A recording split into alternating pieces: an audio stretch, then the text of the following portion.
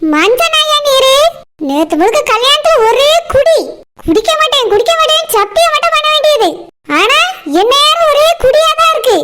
ஏன் அப்படி இருக்கீரு? உமட்ட எவ்வளவுதான் சொல்ல செல்லம், இனி குடிக்க மாட்டேமா. அது மாப்பிள்ள கல்யாணங்கிறதுனால லேசா வாயில வச்சுட்டேன். சந்தோஷத்துல என் ஃப்ரெண்டு வாயில ஊத்தி விட்டுட்டான். ஏன் தம்பி கல்யாணத்துல உமர் ஃப்ரெண்டுக்கு என்னையா சந்தோஷம்? அவன் எதுக்கு உங்களுக்கு வந்து ஊத்தி விடணும்? போய் சொல்றீங்களா? நீங்களே வாங்கி குடிச்சிட்டு ஃப்ரெண்டு குடிக்க வச்சா அவன் குடிக்க வச்சா இவன் குடிக்க வச்சான்னு கதை விடாதீங்க. குடிகாரனுக்கெல்லாம் இது ஒரு பழக்கம். உங்க தேவைக்கு குடிச்சிட்டு மத்தவிய மேல பழிய தூக்கி போட்டுருவீங்க. மஞ்சனாயா நீரு ஒருத்தர் ரூபா சம்பாதிக்கதான் துப்பு இல்ல. எங்க அம்மா வீட்டுல வந்தாது ஒழுங்கா இருக்காண்டமா. எங்க அண்ணன்களுக்கு தம்பிக்கு தெரிஞ்ச என்ன ஆகும் தெரியுமா? ஐயோ செல்லம், சொல்லிடாதம்மா. நம்மளுக்கு வயசுக்கு வந்த பிள்ளை ஒண்ணு இருக்கு. அவளை நல்ல மாப்பிள்ளை பார்த்து கல்யாணம் பண்ணி கொடுக்கணும். அவ கல்யாணத்துக்கு நகை சேர்க்கணும். கௌரவமா வாழணுங்கிற நினைப்பு ஒண்ணு கூட உங்களுக்கு இல்ல. வரவே போறவள காரி துப்புற மாதிரிதான் நடந்துட்டு இருக்கிய. அவன் பொம்பளை பிள்ளை பிறக்கிறதுக்குள்ள கல்யாணத்துக்கு ரூபா சேர்க்க ஆரம்பிச்சிருயா. நம்ம பிள்ளை 12ஆப்பு படிக்க 12ஆப்பு. அடுத்த வருஷம் காலேஜ். என்ன 2-3 வருஷம் தான் டக்குனு ஓடிடும். மாப்பிள்ளை பார்த்து அவளை கட்டி கொடுக்கணும். என்னைய வச்சிருக்கீரு? உமரை நம்பி ஒத்த பைசா இருக்கா? உமருக்குள்ள எதுக்கே பொண்டாட்டி பிள்ளை? செல்லம், ஏன் செல்லம் திட்டுறா? திட்டாம உமர் கொஞ்சம் சொல்றீரு. குடிச்சிட்டா மட்டும் பெரிய வீர வந்த மாதிரி பேச வேண்டியது. மத்த நேரத்துல இப்படி போட்டி பாம்பு மாதிரி அடங்கி இருக்க வேண்டியது. குடிச்சிட்டா மட்டும் உன் அண்ணனை வர சொல்லு, தம்பியை வர சொல்லுன்னு சவாலு. இப்ப வர சொல்லட்டுமா? எல்லாரையும் இப்ப கூப்பிடுங்க. வாயை திறந்து 4 வார்த்தை பேசிருங்க பாத்துருவான். செல்லம், ஐயம் பாவம். செல்லம் குள்ளாண்டுகிட்டு உமர் வீட்டுல இருந்தாதான் அடிச்சு துரத்திடுறீன்னு இங்க வந்து இருந்தேன். இங்க வந்து திருந்திட்டேன்னு இப்படி வந்து கிடக்கீரு. யாராவது பார்த்தா எனக்கு எவ்வளவு அவமானமா போயிருக்கும். இந்த 2 நாள் உமரை சமாளிக்கிறதுக்குள்ள எனக்கு போதும் ஆயிட்டு போய் குடிச்சிட்டு எந்த சாக்கடையினாலும் விழுந்து படுத்துற வேண்டியது. என்கிட்ட வந்து அவனை கூப்பிட்டு இவனை கூப்பிட்டுன்னு சொல்ல வேண்டியது. மச்சின கல்யாணமாச்சே, கொஞ்சமாச்சும் பொறுப்போடு நடந்துக்கிட்டோன்னு நினைப்பு இருக்கா உங்களுக்கு? இல்ல ஒரு அத்தாங்கிற முறையில ஏதாவது செஞ்சீங்களா என் தம்பிக்கு? ஒண்ணுத்துக்கு துப்பு கிடையாது, குடி மட்டும்தான். இந்த குடியையும் விட்டு தொலைகிற மாதிரி இல்ல. இதுக்கு மேல நீர் இப்படி குடிச்சிட்டு இருந்தீர்னா இந்த வீட்டுல இருக்க முடியாது சொல்லிவிட்டேன். அப்புறம் நம்ம ரோடா தான் போனோம். செல்லம், எதுக்கு ரோடா போனோம்? வா நம்ம வீட்டுக்கு போவோம். ஆமா, நம்ம வீடு. அந்த வீட்டுல என்ன இருக்கு? அந்த வீட்டை கூட்டிட்டு போய் குடிச்சிட்டு வந்து நீ அடிச்சு கொள்ளலாம் தானே? ஐயோ, எதுக்கு செல்லம் இப்படி எல்லாம் பேசுற? வேற எப்படி பேசுறதா? இத்தனை நாளா நீங்க என்ன அப்படிதானே வச்சிட்டு இருந்தீங்க. இவ்வளவு நாளாகி இன்னும் திருந்தல. நம்ம பிள்ளைய கட்டி கொடுக்கும்போது திருந்துவியா திருந்த மாட்டியலான்னு எனக்கு தெரியல. எனக்கு அவ்வளவு நகை போட்டு எங்க வீட்டுல கட்டி தந்தாவ. ஒரு குண்டு மணி தங்கத்தையாவது நீங்க வச்சிருந்தீங்களா இது வரைக்கும்? என் தாலி செயின் முத கொண்டு போய் குடிச்சு அழிச்சிட்டு இப்படி சும்மா உட்காந்துருக்கீங்க. எவனாவது மதிப்பான இந்த மாதிரி இருந்தா ஒரு நல்ல நாள் விசேஷத்துக்கு கூட போடுறதுக்கு நகை கிடையாது. இப்படியே போய் கழுத்தை மொட்டையா வச்சுட்டு நிக்க வேண்டியிருக்கு. ஏதோ எங்க அம்மா கூட இருக்கிறதுனால எங்க அம்மா நகை 2-3 தாராவ. அதுவும் சும்மா போட்டுக்கிட்டே இருக்கு. எனக்குன்னு இந்த வீட்டுல ஒண்ணுமே கிடையாது. நம்ம பெத்த பிள்ளைகளுக்கும் ஒரு குண்டு மணி தங்கம் கூட இது வரைக்கும் வாங்கல. இப்படியே தினமும் குடிச்சிட்டே இருந்தா எப்படி பிள்ளைக்கு கல்யாணம் பண்ணி கொடுக்க? செல்லம், அதான் உங்க அம்மா வீட்டுல நிறைய சொத்து இருக்குல்ல, அதுல ஒண்ணு தர சொல்லி வித்துருவோம். என்னது விக்க போறீங்களா? வாயில அந்த சூடு குப்பை அள்ளி போட்டுருவேன். இது மட்டும் எங்க வீட்டுல உள்ளவே காதுக்கு போச்சு. அதுக்கு பிறகு நீர் இந்த வீட்டு பக்கமே தலை வச்சு படுக்க முடியாது. என் அண்ணனுக்கும் தம்பிக்குமே இந்த சொத்தை பிரிச்சு கொடுக்க மாட்டேன்னு சொல்லிட்டு இருக்காவ. இவருக்கு சொத்தை எழுதி வைப்பாங்களாம். என்ன கனவு கண்டிட்டு இருக்கீங்களோ? கல்யாணத்தோட உமருக்கு போதுங்கிற அளவுக்கு எங்க வீட்டுல கொடுத்துட்டாவ. எல்லாத்தையும் நீங்க வித்து தின்னாச்சு. இதுக்கு மேல எங்க கிட்ட இருந்து எதையும் எதிர்பார்க்கவே கூடாது. உங்களுக்குன்னு இருக்கிறது அந்த ஒரே ஒரு ஓட்ட வீடு தான். ஓட்ட வீடு இல்ல செல்லம், ஓட்டு வீடு. ஓட்ட வீடு தான் அது. அந்த ஒண்ணு இல்லாத வேறு வீட்டை என்ன வீடுன்னு சொல்லுவாவே? பொண்ணு கேட்க வரும்போது மட்டும் பெரிய மன்னர் பரம்பரை மண்ணாங்கட்டி பரம்பரைன்னு கேட்டு வந்தீங்க. எங்க வீட்லயே ஏமாந்து போய் உமருக்கு கட்டி கொடுத்துட்டாவே. உங்க வீட்டுக்கு வந்து பார்த்த பிறகுதானே எல்லா லட்சணமும் தெரிஞ்சிச்சு. இதுக்கு மேலே உமரை நம்பி அந்த வீட்டுக்கு என்னால வர முடியாது. வேணும்னா நீர் அங்க போய் படுத்துக்கிடும். நானாவது எங்க அம்மா வீட்டுல நிம்மதியா இருந்துட்டு போறேன். செல்லம், நீ இல்லாம நான் இல்ல, நான் இல்லாம நீ இல்ல. ஆமா, நீர் இல்லாம நான் இல்லைன்னு நான் சொன்னனும். நீங்க இல்லாமலே நானும் என் பிள்ளைகளும் சந்தோஷமா தான் இருப்போம். நீங்க வந்த பிறகுதான் தலைவலி திரும்பவும் ஆரம்பிச்சிட்டு. இப்ப இப்படி குடிச்சிட்டு கிடக்குறீன்னு வெளியே போய் சொன்னா அடிச்சே துரத்தி விடுவானுவே. அதுக்குதான் செல்லம் சொல்லியே, நம்ம வீட்டு விஷயம் மத்தவியலுக்கு தெரியக்கூடாதுன்னா நம்ம வீட்டுக்கு போவோம். வா. நம்ம வீடு செல்லம்மா. வாங்க மைனி வாங்க. சாப்பிடுறதுக்கு கூப்பிட்டு வந்தீங்களா மைனி? நீங்க போங்க, நான் அவரை கூட்டிட்டு வரேன். இல்ல செல்லம்மா, ஏதோ சண்டை போட்ட மாதிரி சத்தம் கேட்டுக்கிட்டு இருந்து. உங்க ரெண்டு பேருக்கு என்ன பிரச்சனை? சண்டையா? ஐயோ, நாங்க எதுக்கு மைனி சண்டை போட போறோம்? நாங்க ரெண்டு பேரும் இப்ப சந்தோஷமா பேசி சிரிச்சிட்டு இருந்தோம் மைனி. அப்படியா? சண்டை போட்ட மாதிரி சத்தம் கேட்டுச்சு. ஏதோ குடிகிடின்னு பேசுன மாதிரி இருந்து குடிச்சிருக்காவளோ? ஐயோ மைனி, அதெல்லாம் இல்ல. காபி ஏதாவது குடிக்கிறீங்களா இல்ல சாப்பிட வரீங்களான்னு கேட்டுட்டு இருந்த மைனி. அது உங்க காதுல ஏதோ தப்பா விழுந்துட்டுன்னு நினைக்கேன். ஓ அப்படியா? இல்ல செல்லம்மா, ஏதோ வீட்டுக்கு போனோம் நம்ம வீட்டுக்கு போனோம்னு கேட்ட மாதிரி இருந்து அதான் கேட்டேன். எல்லாத்தையும் நின்று கேட்டுட்டு தான் வந்திருப்பாப்ளோ. இவளுக்கு எதுக்கு இந்த பழக்கம்? நானும் என் புருஷனும் நின்று பேசுறது எதுக்கு ஒட்டு கேட்கணும்? எதுக்குதான் இவ இப்படி இருக்காவன்னு தெரியல. எங்க அண்ணன்ட்ட சொல்லி கொடுத்து எங்க அண்ணன் இவையெல்லாம் அடிச்சு துரத்தணும். வேற புருஷன் இல்லாம இருக்கா புருஷன் இல்லாம இருக்கான்னு என்னை பத்தி எப்ப பார்த்தாலும் சிரிக்கணும். என் புருஷனும் நானும் ஒன்னா இருக்கிறது இவளுக்கு பிடிக்கல. இந்த மைனி சரியானது. என்ன சொல்லுமா, எதுவும் பிரச்சனையா? ஏதோ மூஞ்சில சோகமா இருக்கு கவலையா இருக்கியோ? மைனி அதெல்லாம் ஒண்ணும் இல்ல, நீங்களே கதையை கட்டி விட்டுறாதங்க. என் புருஷன் தான் இப்ப நான் குடிக்கிறது இல்லலாம், எதுக்கு இங்க இருக்கணும், வா நம்ம வீட்டுக்கு போலான்னு கூப்பிட்டாவ.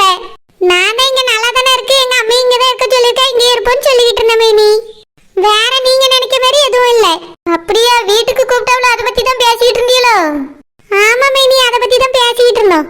சரி செல்லம்மா, சாப்பிட வேணா, உங்க அம்மிட்ட பிறகு இதை பத்தி பேசி. நீங்க எதுக்கு மைனி பேசணும்? நானே பாத்துக்கிறேன், நீங்க எதுவும் சொல்லாண்டா. இல்ல செல்லம்மா, நான் கூட இதை பத்தி நினைச்சுக்கிட்டு தந்தேன். நீ உன் புருஷ வீட்டுல இருக்கதான் நல்லது. இப்ப குடிக்கிறதுல திருந்திட்டாவன்னு சொல்லியா? அவையிலே வாங்கி கூப்பிடியாவல, அதனால நீ உன் புருஷ வீட்டுக்கு போ. நான் இதை பத்தி உங்க அம்மிட்ட போய் பேசி. நான் இந்த வீட்டை விட்டு போறதுல இது எதுக்கு இவ்வளவு ஆர்வமா இருக்காவ? இதெல்லாம் சரியே இல்லையே. ஏன் அம்மா வீட்டுல நான் இருக்கேன், இது இருக்குன்னு எங்க அம்மா வீட்டுல இவையெல்லாம் இருக்கும் போது நான் இருக்க கூடாது? என் புருஷன் சரியில்லை, அவருக்கு சரியான வேலை இல்ல, அதனாலதான் நான் இந்த வீட்டுல இருக்கேன். எங்க அம்மையே நீங்க இருன்னு சொல்லிருக்கா, இவளுக்கு என்னவா? என்னமோ இவ தலைமையில இருக்க மாதிரி நினைச்சிட்டு பயந்துட்டு ஓடியாவ. என்னெல்லாம் போய் சொல்லி கொடுக்க போறாவளோ தெரியலையே. யோ, எல்லாம் உமரால வந்ததுதான். வாரம் போய் பாப்போம். குழந்தை, நான் உங்ககிட்ட கொஞ்சம் பேசணும். என்ன நீ பேசணும்? அதான் எல்லாம் முடிஞ்சு போச்சுல, விடுங்க. குழந்தை, என் மேல நீங்க வருத்தமா இருக்கீங்களோ? நீங்க வருத்தப்படுறதுக்கு ஒண்ணுமே இல்லை குழந்தை. நீங்க சொன்ன மாதிரியே கல்யாணத்தை நிறுத்ததுக்கு நானும் பாடுபட்டேன். பரவாயில்ல, நீ இருக்கட்டும், விடுங்க. இதுக்கு மேல யார குறை சொல்லி என்ன நடக்க போகுது சொல்லுங்க? எதுவும் நடக்க போறது இல்ல, விடுங்க. இல்ல குழந்தை, நீங்க என் மேலதான் கோவமா இருக்கீ, என் மேலதான் வருத்தமா இருக்கேன்னு எனக்கு தெரியும். நான் உங்களுக்காக எதுவுமே செய்யலைன்னு நினைக்காதுங்க. நீங்க சொன்னதை உடனே போய் அப்படியே சரோஜிட்ட தான் சொன்னேன். பரவாயில்ல, நீ எல்லாமே நடந்து முடிஞ்சு போச்சு. என்ன சொல்லி என்ன பண்ண, பேசி என்ன பண்ண? இல்ல குழந்தை, சரோஜா தான் என் தலையில அடிச்சு நீ ரூம்ல கொண்டு படுக்க வச்சிருக்கா. என்ன சொல்றிய நீ? ஆமா குழந்தை, எல்லாத்துக்கும் அவ தான் காரணம். அவ தங்கச்சி கல்யாணத்தை நான் எங்க நிறுத்திடுவோனோ நீ அடிச்சு படுக்க வச்சிருக்கா குழந்தை. நான் அதுக்கு மேல என்ன செய்ய முடியும் சொல்லுங்க? மயக்கத்துல ரூம்குள்ள கடந்திருக்கேன் கல்யாணம் முடிய வரைக்கும்.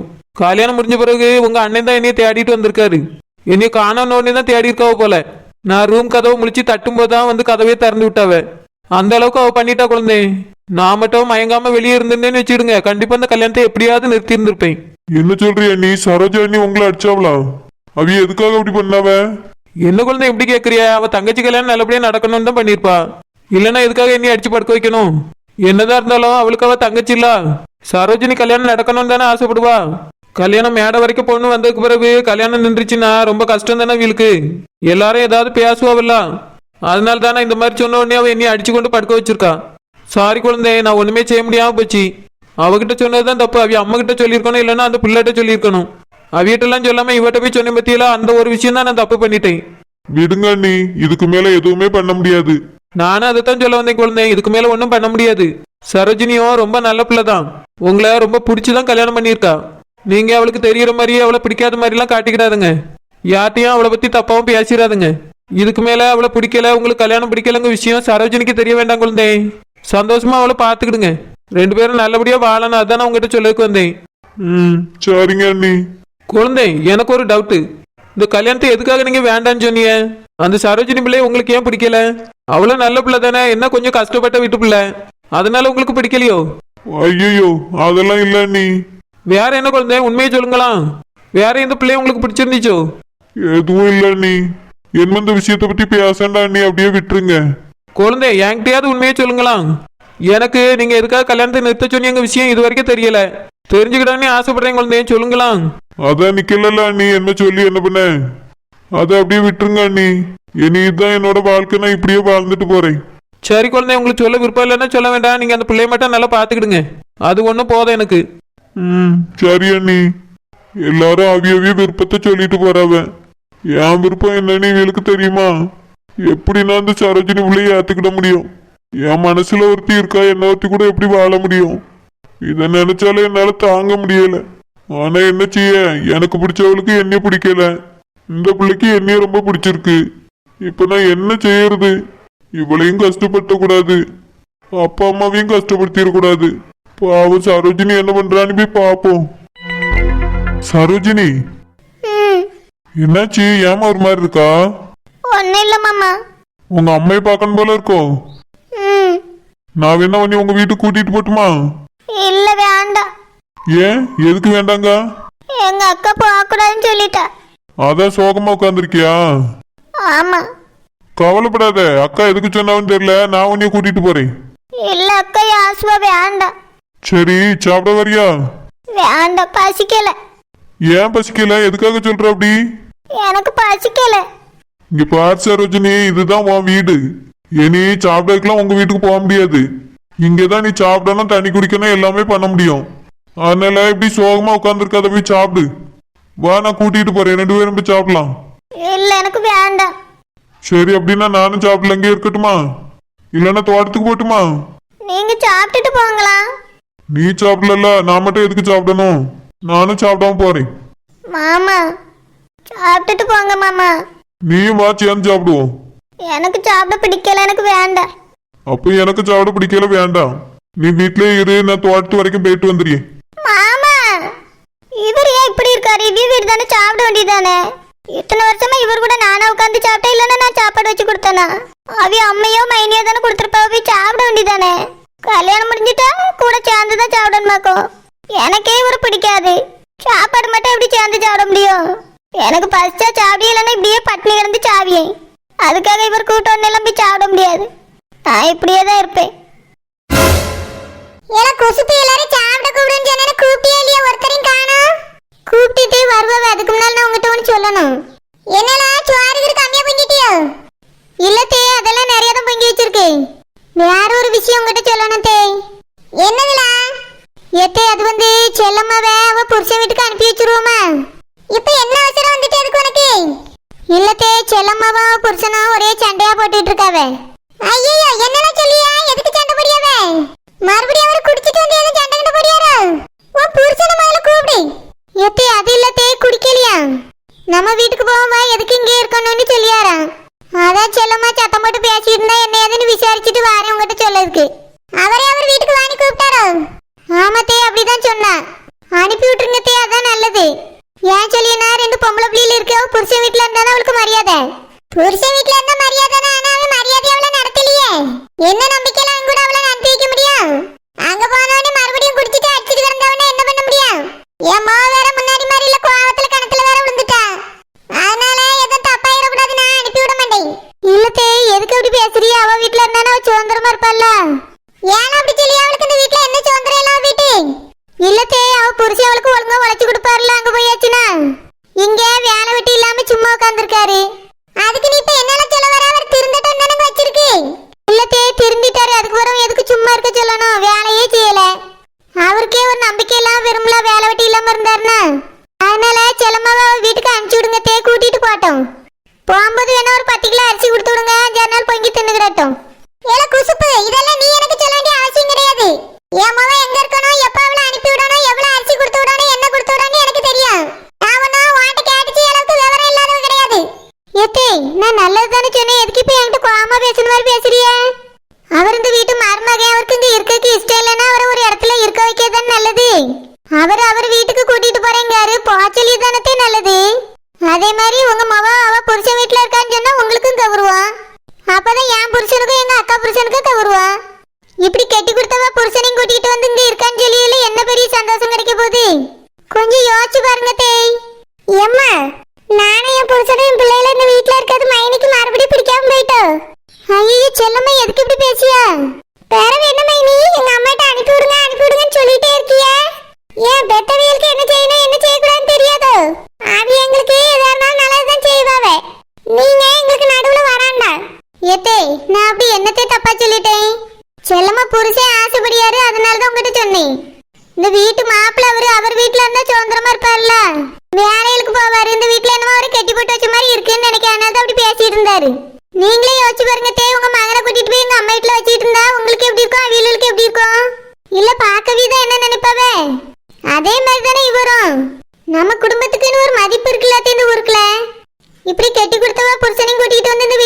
இருக்கான்னு சொன்னா நல்லாவா இருக்கும்.